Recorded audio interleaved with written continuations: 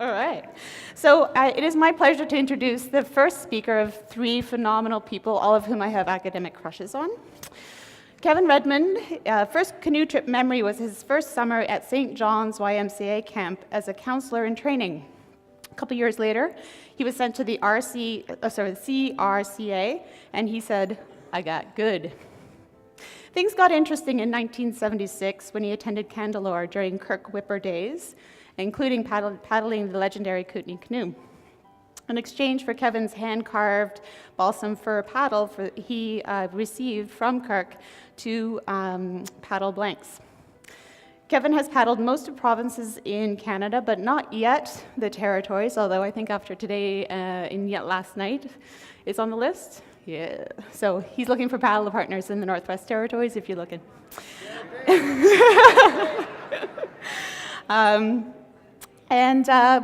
He's working on a piled higher and deeper, for those who don't know, PhD. And once he finishes that, he's really looking forward to traveling the 450 kilometers down the Churchill in Labrador before the Muskrat Falls is dammed. This summer, he plans to paddle only 1,000 kilometers, including some of Ontario's longer and easier trips, and he definitely would like to talk to you about that as well. You're going to be very busy at break. When I asked him, he says he believes that canoeing opens a whole new world, from people to places, experiences, personal growth, and development, and it's social, personal, and private, or as he says, it's awesome. I want to talk just about a personal story about his presentation. I had the opportunity and pleasure to meet him this fall at the Council for Outdoor Educators of Ontario, where we were presenters at the same place. And I attended this, and I was moved truly beyond words. It helped me reflect on the importance of place and how it really informs who we are as an identity. And I can tell you it really made me really consider more deeply on the development of community and the interconnectedness of Canadians, maybe because we are so far apart or because we are so far apart. And also it helped me revisit my shallow understanding of our history as it relates to displacement of communities, including and especially the First Nations people and the original people of this land. So without further ado, I'd like you to help me welcome Kevin Redmond to the podium.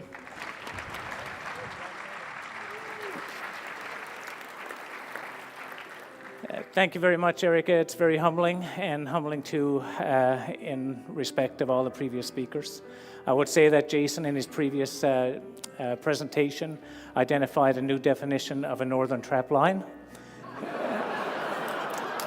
And it's just as a prelude to this presentation, you can put the music up, please. In terms of my background and this here, I'm in the process of hopefully completing my PhD this spring. But I wouldn't consider myself a hardened academic, and there's some academic components to this, but it's more based on my experiences and growth, personal growth, through paddling and paddling experiences that has led me to this presentation. So that there's kind of a little bit about it. In terms of this here, this church is in St. Kieran's in Placentia Bay, Newfoundland, if we can turn out the lights. And it's a little background. Between 1954 and 1974, there was over 300 communities abandoned at the behest of the Newfoundland government. Over 30,000 people displaced from their home communities to places where they were centralized in larger urban type communities. And Malcolm Gladwell, in his book David and Goliath, speaks of it's amazing how two people can go through the exact same experience, and for one it is empowering, and for the other it is the antithesis. It destroys him. It's paralyzing. And I think that the same happened here when we look at the first presentation last night of the Inuit, the First Nations in Northern Canada, leaving home and the sense of loss from home, etc., and that there is the genesis and the theme that will run through this presentation. So that church was abandoned approximately 50 years ago. Can you put the music up a tiny bit? Up a little bit. That's good. Can you hear me okay over the music? Just raise your hand in the back. Okay, thanks. It's amazing what you get when you marry someone. And I grew up in an urban community of St. John's. My wife grew up in coastal Labrador. She's the same age as me. Her hair's not my color. But she grew up with no road, no electricity, traditional. Her great-great-grandfather was a stowaway from England, etc. And her aunt, Amelia Earhart, is her godmother. Anyways, so because of Mary and Sophia, I came into a lot of the rural Newfoundland experiences that I probably wouldn't have otherwise had. Thinking about place, this here is Isle Vallon, and it's not often that we give back to the natural world. And this is a house that's being reclaimed. It was abandoned and now in a state of reclamation, and it's a giving back of us humans to the natural world. It's now feeding the natural. So as we paddle our canoe routes, etc., sometimes we want to consider, or I consider, is it we that define the human condition, or is it the places that define us?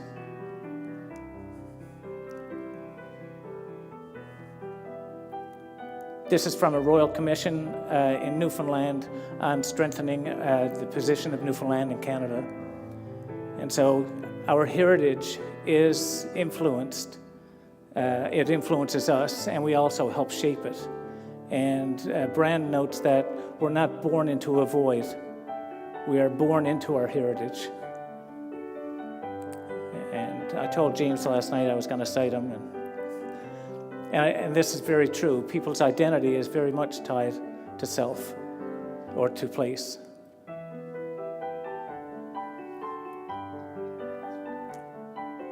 So in urban communities, we conform to normative behaviors and expectations, and it loses some of our connection with the natural world. And I was listening to CBC just this week, and it was really interesting how there was a researcher in New York who was speaking of urban communities, and they were saying how people step back from interaction with people, whereas in these communities that were abandoned, everyone knew everyone. Now, they also knew everything about everyone else.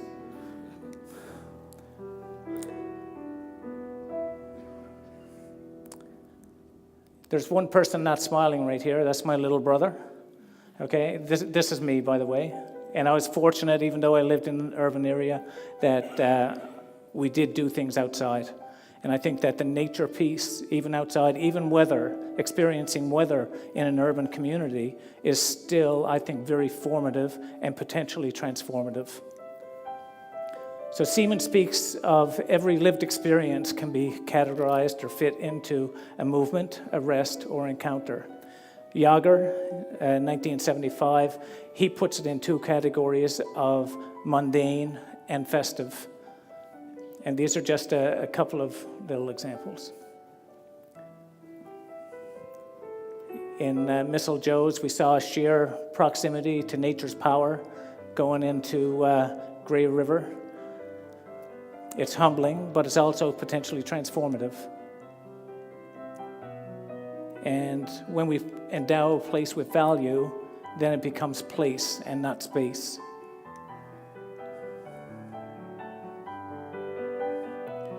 And I think here Van Manen speaks to, it's us giving new life to what we take for granted. We go through our daily lives and we take everything for granted, but it's when it's pricked that we stop and we consider.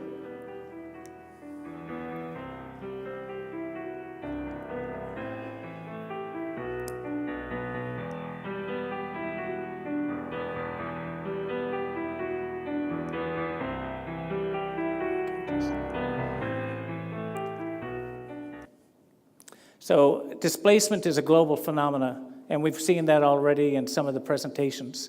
But yet its effects are really felt locally. The effects of it are intimate in local areas. Newfoundland and Labrador is a coastal place, over 17,000 kilometers of coastline. It was developed based on coast because it had access to rich resources. There was no second economy other than fishery until into the 20th century in Newfoundland and Labrador. So it was over 300 communities. Most of it, this is Placentia Bay right here, and then this here is the route that I'll speak to later on in terms of where I took the participants for my research for my PhD. And so all of the red dots are communities that were resettled, and which means that the people left the communities. So I wonder, when they take the house with them, which they did in some cases, is that taking home with you? Or is it the place that you left, where the home was, that is the foundation of home and our sense of dwelling? This is pushed through. If Missile Joe is here, they stopped and put in this place on their journey. And so this is what it used to look like. Basically third world conditions, no plumbing, no electricity, very little schooling, if any. They had a church. And the priest ruled the place, etc. And this is what it was only 50 years ago. It's not very long ago when you look at that and you consider it. A peasant economy, which means very little money, and a producer economy, which means that people produced. They did everything from the source to the use. So they sourced the materials, they made the product, they used the product, they refined the product, just like the canoe. And the government, they didn't tell them that they absolutely had to go, but yes, if they didn't move, they got no money. There was coercion in it, etc. In terms of my expertise, it's not First Nations, but I know that the First Nations in Hebron in northern Labrador were completely misled in terms of moving out of there, etc. This here, Missile Joe paddled past Bay de Lou, just east of Burgeo.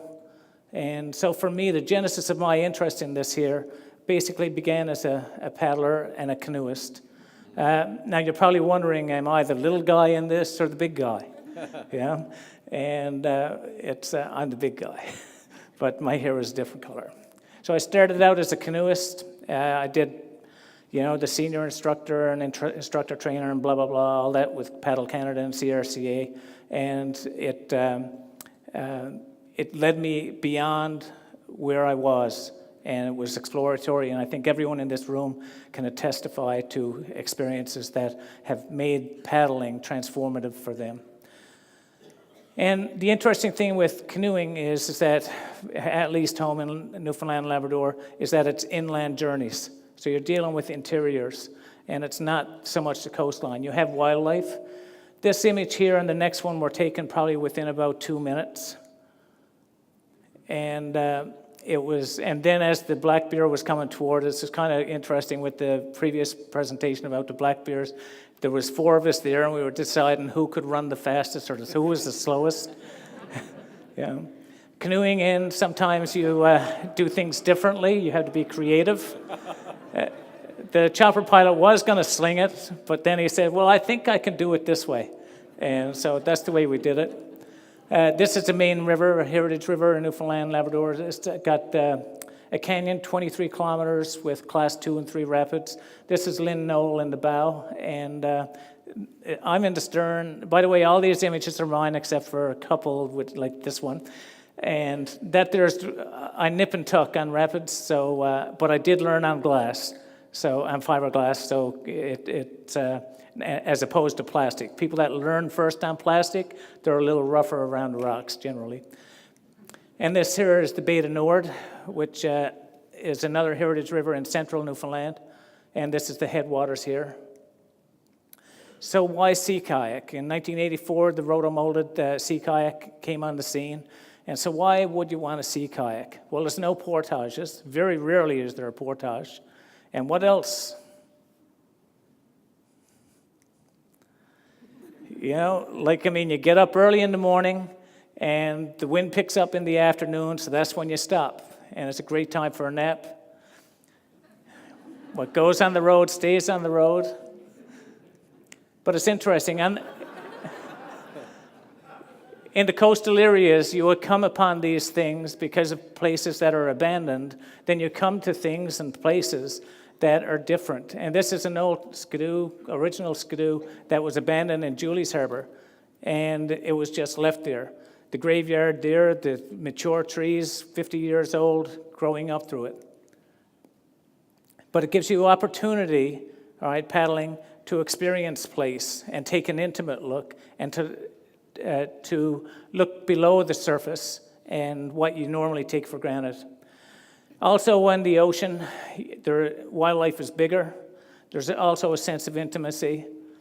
And this is a whale having a poo, you know. And it's a dynamic place. It changes.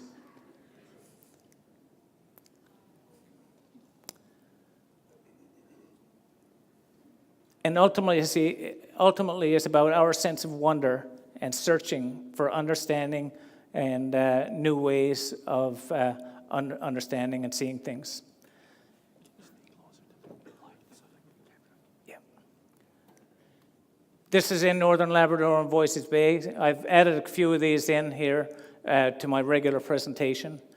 There's a bit of mystery and mastery here. There's mystery for the visitor, because you don't know, and you don't know the whole story, but you're curious. Whereas there's mastery for the people that were here before, and this is a tent ring. There's Converging Cultures. This is Gilbert Hay. He's been on the cover of Time magazine. And then you have over here Icelandic poppies that were brought by Moravian missionaries. Gilbert's table, I should go back one. In my conversation with Gilbert, we were talking about time and everything else, and differences of southern cultures and northern cultures. And then he went and said to me point blank, he said, "Who has the gray hair?" and I was 10 years younger than him. Yeah. Battle Harbor, awesome place.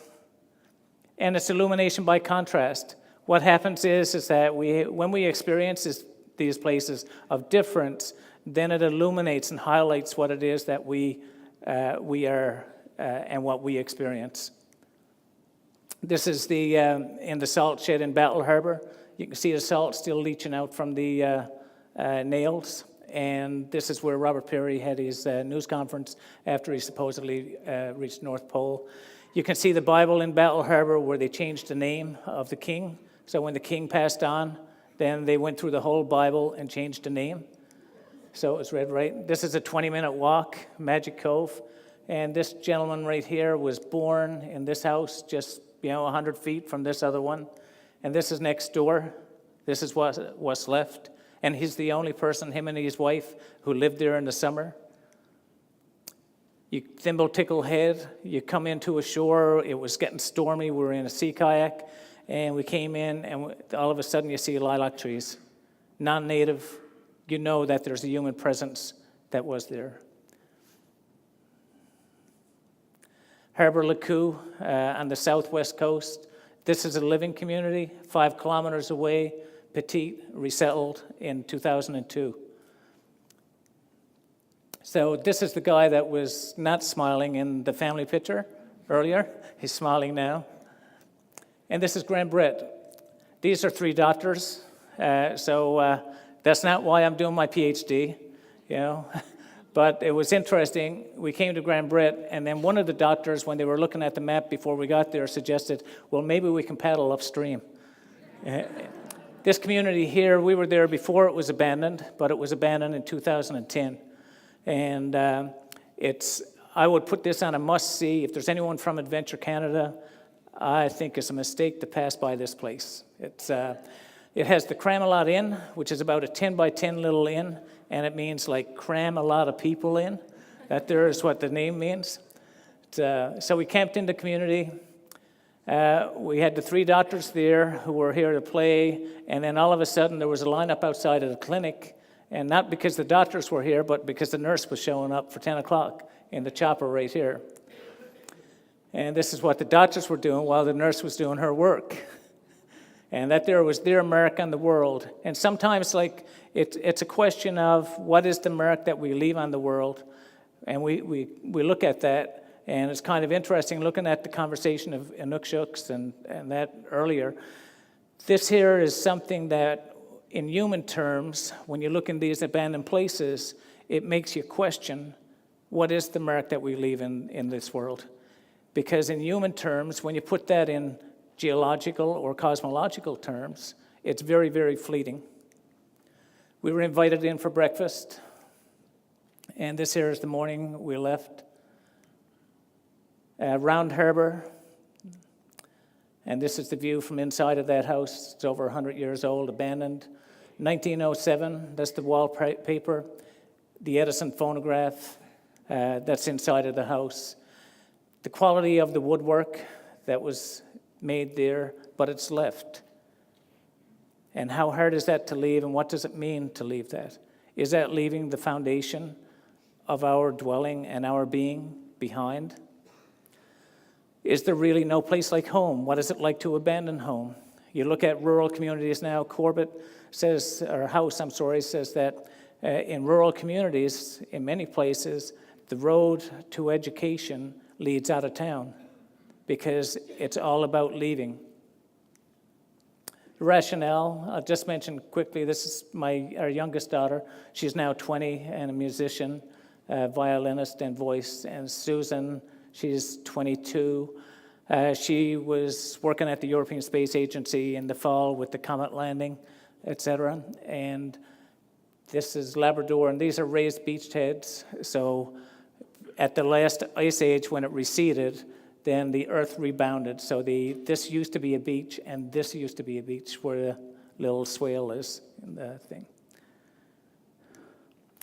So the bottom line is place matters. You come in this room and you find a nice place, and you end up with what we call a nesting syndrome. You find a place that's comfortable for you. When we build our homes, we tend them, we cultivate, we dwell, etc. Dichotomy of resettlement. There's some places that have something and some places that have nothing. Others are now a new age coastal cottage country. My research, I'll just go through this quickly. The foundations of it are based in lived experiences. It's subjective. It's not scientific. The opinions and the impressions of the individual are what are valued. It's only accomplished by doing. It's through lived experience, and it's looking at lived experience that is not that is normally taken for granted, and going back and looking at the pre-reflective. Its purpose is to gain a new understanding or a deeper understanding and to question the way we see the world. So we had a couple of hours with 9 killer whales here, and it was, this guy here was named Scratch Dude. I started shooting with a zoom lens. I had to put on a wide-angle lens. The 4 existentials of my research in terms of how I look at things are lived space or spatiality and home, relationality, the relations where we have with people and also with place, corporality, which is the body and embodied experiences, and temporality. And so most people think in terms of clock time, but yet when you're sick, time is slow. When you're excited and things are good, time is fast. And that there is meaningful. That's not clock time. And more importantly, are in some ways, I think, are rhythms and cycles. And these existentials are differentiated but not separated. King's Point, this is beluga whale. I think someone maybe spoke about that. The approach, we did it by boat. For my research, I was intending to do a sea kayak trip, but just giving in logistics for everyone, we did it by boat. Could we have the music again, Mark, please? So we started from Petit Fort, and ironically, Petit Fort resisted resettlement. And so what I'm going to do now is I'll take you through what I took my participants through, which was a one-day excursion. We went in boat 25 kilometers to Isle of Val, remnants of fishing community here that's current, coastal cottage country, biological reclamation. This is all in Isle of Val. and this is the Isle of Untitled. And this here can get pretty rough right here, based on the tide going in and out. St. Leonard's, made famous in song at home. Not much from the distance, it doesn't look like much, but it's Buckley talks of harmony of counterpoint, and E. Futon speaks of polarizing values and encounters. And I'll speak to that in a minute. So this is in St. Leonard's, remnants of road. They built everything, did everything themselves. So is it the unsettlement of humanity when you take people out from their home? Do we now, because people are denatured and don't have nature, experience in nature, do we take them from the urban cities and cast them back into nature? And this is the inside of St. Leonard's. And once you get inside, you can see why they lived there. So Isle of Allen is right here. St. Leonard's is here. And there's a 2-kilometer stretch that you can walk between here and St. Kieran's. St. Kieran's is where the church was, the initial one. And this is called the Blue Road. This participant right here, he said in his interview that when he was leaving here, he felt really unsettled. It wasn't fear, but he didn't know why. You get a kilometer in, and this is what you come to. A stone church, remnants of a stone church. These here were made in Ireland, numbered, and sent to Newfoundland. The rocks were quarried in Newfoundland. Abandoned, this here is probably close to 100 years old. That's what it used to be. In the middle of nowhere, 25 kilometers, a minimum of 25 kilometers from nowhere, that there is what was. Built with free labor. And then in the forest, in the middle of the forest, is the graveyard. And in the interview the other day on CBC, the guy said, home is where you keep the dead. And I thought that was an interesting perspective. Sorry.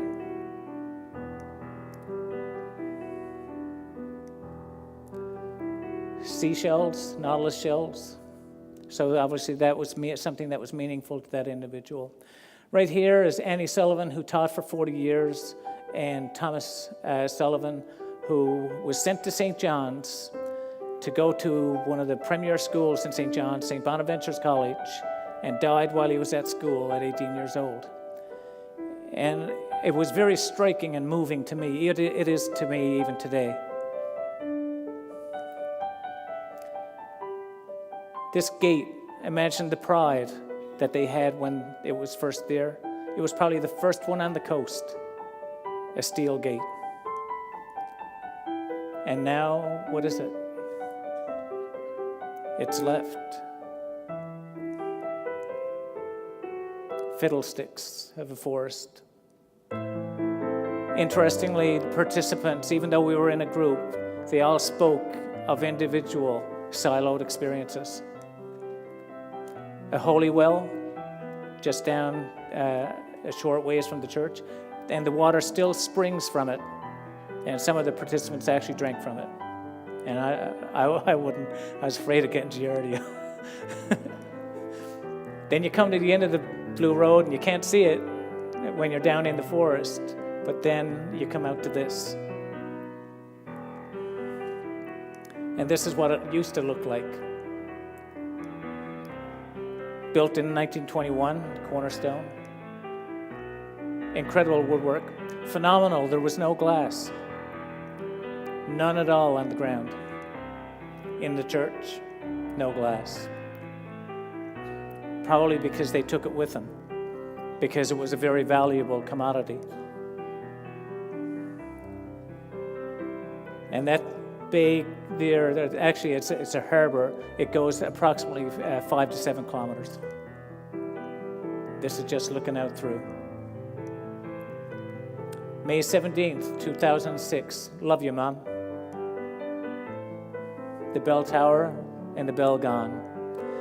A lot of them never had a watch, and the sound of the chime of the bell would likely be their timepiece on Sunday morning.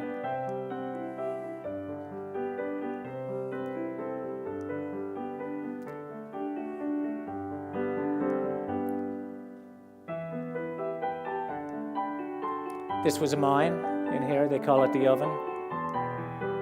And this is a geological feature, synclinal folds.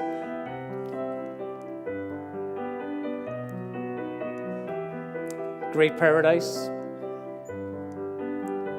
And it's interesting with all of the space, how everything is put together and close. Right here, there was a grandfather and his granddaughter from Edmonton there for the weekend, the only ones in the community. Great paradise.